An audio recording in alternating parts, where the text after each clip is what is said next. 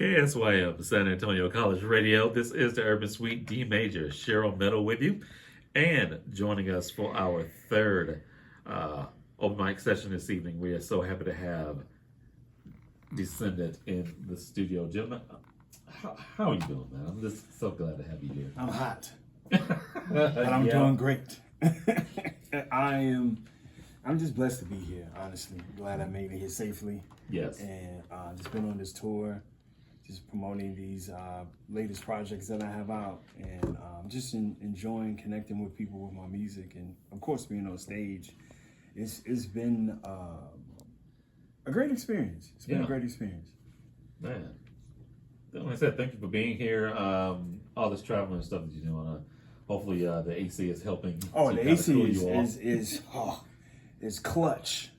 The AC is clutch for especially this heat wave that I was not expecting when I got off the plane. I was like, ooh, yeah, I need AC. Yeah, like I said, it's just May. Yes. August around here is stupid. It's yes.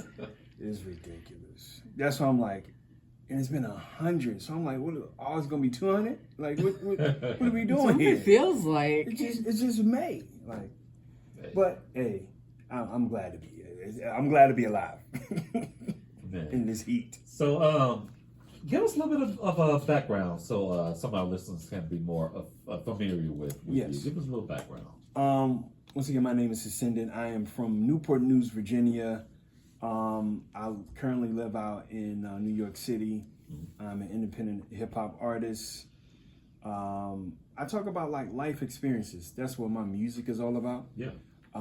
From what I experienced, from what I'm seeing other people that was close to me, or what I've seen from afar, and I put it into music. I am a huge fan of storytelling. Yeah. So I love to create stories or talk about stories in my music and music videos and my short films. I'm a filmmaker as well, songwriter, and I like to write scripts.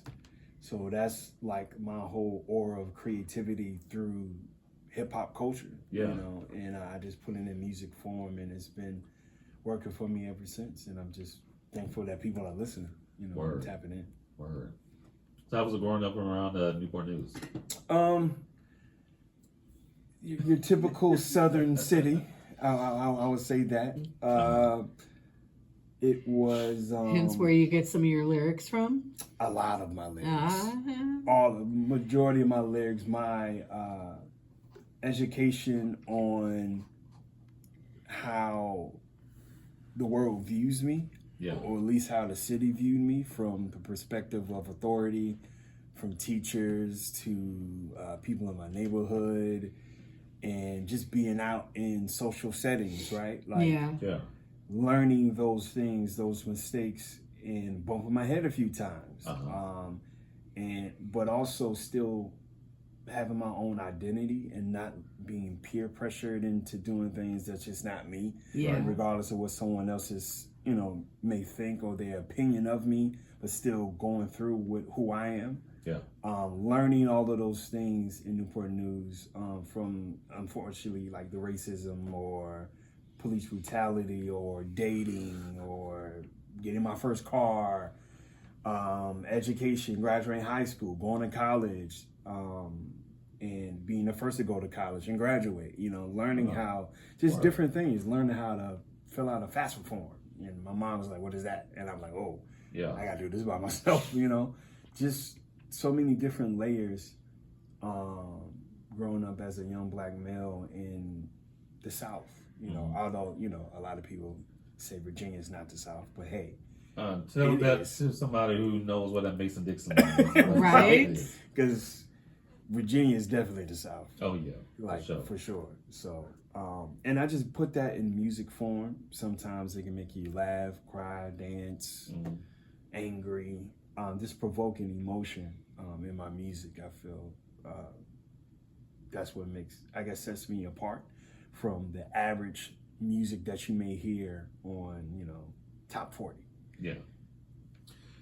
How did you settle in New York? You know, being from Virginia, how did you make your way up to the Big Apple? It was very easy, to be honest with you. Right.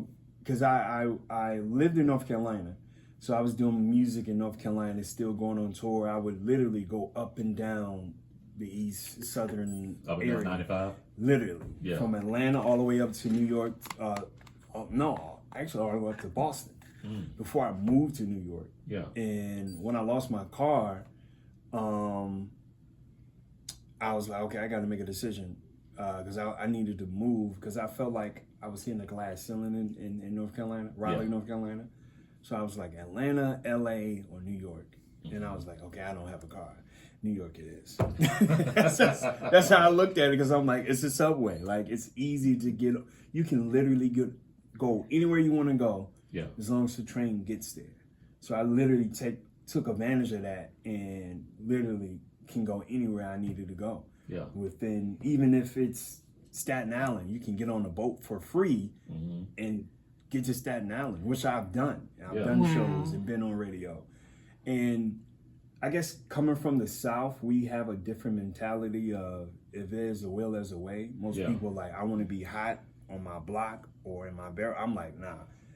There's a show over here, I'm going over here. There's an opportunity over here, I'm going over there. It's just like, as long as I get there with the train, I'm good. Yeah. You know, so that's how I looked at it and being in New York. Yeah. Someone making a way out of no way. Literally. You know, I moved up there on a Greyhound. Literally sold everything I had, and I just hopped on a Greyhound and moved to New York.